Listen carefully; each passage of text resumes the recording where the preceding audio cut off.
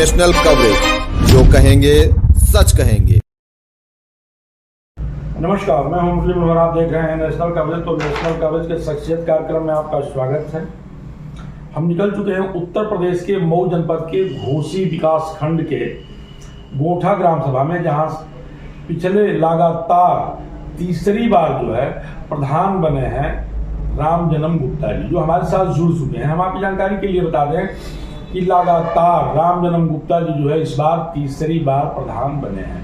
गोठा ग्राम सभा जो है एक बड़ा ग्राम सभा है और जब से आप प्रधान बने हैं लगातार जो है अपने ग्राम सभा में विकास कार्य कर रहे हैं। अगर जीत की बात करें और तीसरे हैट्रिक की हम बात करें तो निश्चित तौर पे कहीं न कहीं आपका स्वभाव और आपका विकास का जो नजरिया है उसके बल पे तीसरी बार ग्राम प्रधान बने हुए हैं। तो आइए हम बातचीत करते हैं राम जन्म गुप्ता जी से कि आप तीसरी बार प्रधान कैसे बने, आपने कितना काम अपने ग्राम सभा में कराया है और आगे क्या क्या आपको करना है। सरकार के मंशा की अनुरूप जीरो ग्राउंड से जो है कार्य इस ग्राम सभा में दिखाई देता है। जी, आपका नेशनल कवरेज में बहुत बहुत स्वागत है। जी प्रधान जी, आप तीसरी बार प्रधान बने जी और लगातार प्रधान बने हैं और हर बार जब आप प्रधान बनते हैं तो जीत का जो अंतर होता है उसमें काफी अंतर दिखाई देता है।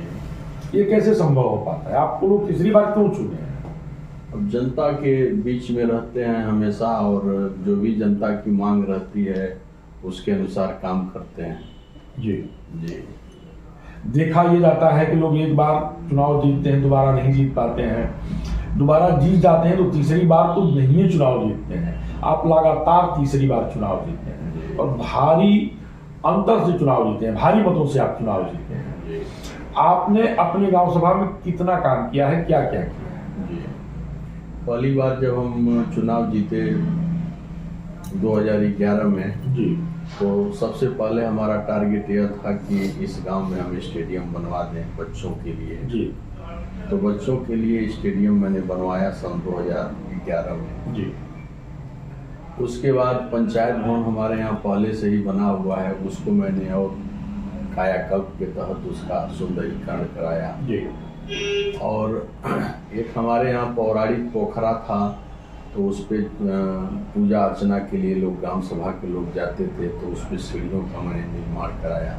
अभी वह अमृत सरोवर के नाम से जी वो कर दिया गया है। उसको अमृत सरोवर के तहत सरकार की जो भी मंशा है उसके अनुरूप कार्य चल रहा है। मैंने इस गांव में सामुदायिक शौचालय बनवाया। सरकार की योजना के आने के पहले ही मैंने सामुदायिक शौचालय बनवा दिया। जी यह जनपद का पहला सामुदायिक शौचालय था।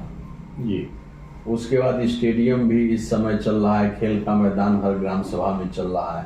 यह खेल का मैदान हम 2011-12 में ही कंप्लीट करा दिए थे। उसके बाद गांव के अंदर जितने भी विवादित रास्ते थे, जहां रास्ते का निर्माण नहीं हो पाया था, वहां पे लोगों के साथ बैठ करके समस्या को सुलझा करके मैंने उन रास्तों का निर्माण करवाया जो पहले से ही अवरोध पड़ा हुआ था। गांव में बिजली व्यवस्था के लिए ट्रांसफार्मर हमारे यहाँ एक ही था 400 kVA का। बड़ा गांव है, बड़ी आबादी का गांव है, तो 250 kVA का ट्रांसफार्मर एक और अलग से मैंने लगवाया कि जिससे वोल्टेज वगैरह हमेशा मिलता रहे लोगों को। तो इस तरीके के तमाम काम हमने किए। प्रधान जी, एक और बड़ी बात है, अगर देखा जाए तो एक तरफ घोसी जो है नगर पालिका है जी, उसके तुरंत बाद जो है अमला नगर पालिका है और यहाँ से महज 1.5 किलोमीटर दूर पे जो है दोहरी घाट भी नगर पालिका है। तो आप नगर पालिकाओं के बीच में बसा हुआ यह गांव आपके लिए बड़ा कठिन होगा विकास करना, लेकिन आपने नगर पालिकाओं से भी ज्यादा विकास कार्य किया है। अब नगर पालिका में सफाई कर्मियों की संख्या ज़्यादा रहती है, पेमेंट वगैरह उनको आसानी से मिल जाता है। हमारे यहाँ बहुत बड़ी आबादी का गांव है, यहाँ पे सफाई कर्मी जो लगे हुए हैं वो कितना काम करेंगे, नहीं कर पाते हैं। तो हमने अलग से अपने लोगों को लगा करके, अपने मजदूरों को लगा करके उनका पेमेंट हम करते हैं और उनको लगा करके गांव की सफाई व्यवस्था सुदृढ़ करते हैं। स्वच्छ भारत मिशन के तहत जब माननीय प्रधानमंत्री जी की योजना आई कि गांव को स्वच्छ बनाना है, स्वच्छता के प्रति जागरूक करना है लोगों को, तो मैंने शौचालय बनवा करके गांव-गांव पूर्व में घूम करके शौचालय बनवाया। करीब 1200 मैंने शौचालय बनवाया। राशन कार्ड 1200 परिवार के लोगों को जी 1200 परिवार के लोगों का मैंने शौचालय बनवाया। अब हमारा गांव शौचालय से प्रति संतृप्त हो चुका है। इक्के दुक्के घर ऐसे होंगे जहां पे शौचालय नहीं बने हैं, और वह इसलिए नहीं बने हैं कि उनके पास कोई जमीन नहीं है, चाहे कोई व्यवस्था नहीं है। तो उनके लिए मैंने सामुदायिक शौचालय बनवा रखा है कि वो सामुदायिक शौचालय में जाए। उसके बाद मैंने राशन कार्ड की जब योजना आई तो राशन कार्ड भी मैंने जो है कि 1700-1800 परिवार का राशन कार्ड बनवा दिया। गांव सभा में जितने वृद्ध लोग हैं, जिनकी भी गरीबी रेखा के नीचे लोग हैं, उनका मैंने कम से कम 300 लोगों का मैंने वृद्धा पेंशन बनवाया। कम से कम 150 विधवा महिलाओं के लिए मैंने पेंशन बनवाया। और उसके बाद विकलांग कम से कम 150 लोग हैं, तो 150 लोगों का मैंने विकलांग पेंशन भी बनवाया। तो इस तरीके की जो भी योजनाएं सरकार के द्वारा आती रहीं। स्वास्थ्य के क्षेत्र में आप क्या करें? स्वास्थ्य के क्षेत्र में हमारे यहाँ जो भी प्राथमिक स्वास्थ्य केंद्र बना हुआ है, तो वहाँ पे जाने के लिए रास्ता नहीं था, उस रास्ते को मैंने बनवाया। वहाँ की साफ सफाई और भी जो भी दिक्कतें होती हैं, जो हमसे होने लायक रहता है, हमारे जो अधिकार क्षेत्र में है, उसको मैं हमेशा करता रहता हूँ। गांव सभा है तो जल निकासी को लेकर की बड़ी समस्या होगी जी। तो जल निकासी के लिए आपने क्या किया? जल निकासी के लिए मैंने जगह जगह नाला बनवा करके, जहाँ भी अवरोध था, जगह जगह नाला बनवा करके उसको पोखरी में डलवाने का काम किया। और इससे हमारे गांव में बहुत नाली की समस्या बहुत ज़्यादा थी, जो आज के डेट में जीरो के लिए। गांव सभा है तो गरीब लोग भी होंगे, उनके पास रहने के लिए आवास नहीं होगा, तो आपने कितने लोगों को आवास दिया होगा? आवास हमने जो है कि इस गांव में कम से कम 100 से ऊपर लोगों को मैंने आवास दिया।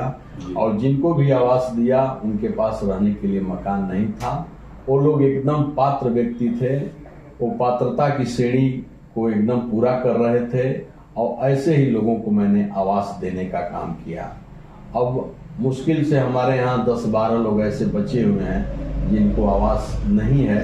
यानी इच्छा यह है कि आने वाले समय में अगर कोई दूसरा प्रधान होता है जी, तो उसको काम करने के लिए कोई जगह न मिले और लोगों को आवास और शौचालय देने के लिए जो है लोग न मिले। जी मनसा आपने बना लिया। जी। हमारे यहाँ बड़ी आबादी का गांव है, तो परिवार में कुछ लोग अलग बिलग भी होते रहते हैं। तो ऐसे ही लोग होंगे जिनके पास अलग बिलगाव की स्थिति रहती है, तो उनके पास हो सकता है कि न हो, तो वैसे ही लोग बचे हुए हैं। बाकी सब लोग संतृप्त हो चुके हैं। जी। 10 साल में तो आपने सारा काम कर दिया जी। इधर भी 2.5 साल में आपने एक सारा काम कर दिया। जो महज 2.5 साल बचा हुआ है, उसके लिए आपके पास कार्य योजना क्या है? हम चाह रहे हैं कि हमारे गांव में एक सामुदायिक विवाह केंद्र बन जाए, और जिससे गरीब लोगों को, लड़कियों का शादी विवाह इजीली आसानी से हो सके, और ग्राम सभा जो है कि उनको अपने लेवल से जो भी सुविधा देना चाहे दे सके। और इसके अलावा हमारे यहाँ स्टेडियम को और डेवलप करना है, अमृत सरोवर को डेवलप करना है। गांव के अंदर जो भी नाली खड़ंजे पहले से बने हुए हैं, उनको जहाँ पे टूट फूट हो गई है, उनको सुदृढ़ कराना है। यही हमारा आगे का टारगेट है। जनता की मांग है, जनता चाहती भी है, चर्चा भी जनता के बीच में है कि अब जनता आपको जिला पंचायत सदस्य के रूप में देखना चाहती है। लोगों का कहना है कि गोठा में जितना विकास हुआ है, अगर आप जिला पंचायत के सदस्य हो जाते हैं तो काफ़ी विकास जो है दूसरे ग्राम सभाओं में भी होगा। जी, अगर जनता का आशीर्वाद मिलेगा, इससे आगे अगर किसी चुनाव में हमको लड़ने का मौका मिला, और मौका मिलने के बाद अगर जनता का आशीर्वाद मिला, तो निश्चित रूप से ही जनता के जो भी समस्याएं हैं उनके ऊपर विशेष तरीके से ध्यान दे करके उसको कराया जाएगा। तो आप सुन रहे थे राम जन्म गुप्ता जी को, आप ग्राम सभा गोठा के प्रधान हैं। आप सफाई कर्मियों के अलावा जो गवर्नमेंट के द्वारा यहाँ सफाई कर्मी रखे गए हैं, उनके अलावा बड़ी ग्राम सभा होने के नाते स्वच्छता का ध्यान रखते हुए अपने निजी पैसे से जो है सफाई कर्मियों को लगा करके साफ सफाई का काम करते हैं। अमृत सरोवर बनवाया, पंचायत भवन का कायाकल्प कराया, विद्यालय का कायाकल्प कराया, और सबसे बड़ी बात यह है कि यहाँ जो है स्टेडियम बन गया और बच्चे उसमें खेल रहे हैं। लगातार जो है तीसरी बार आप प्रधान बने हैं, और जब भी जो है आप प्रधान बनते हैं कुछ नया कार्य जो है गोंठा ग्राम सभा के लिए करते हैं। मुरली मनोहर के साथ फिर खासी गोंठा बने रहिए मेरे साथ और देखते रहिए शख्सियत कार्यक्रम।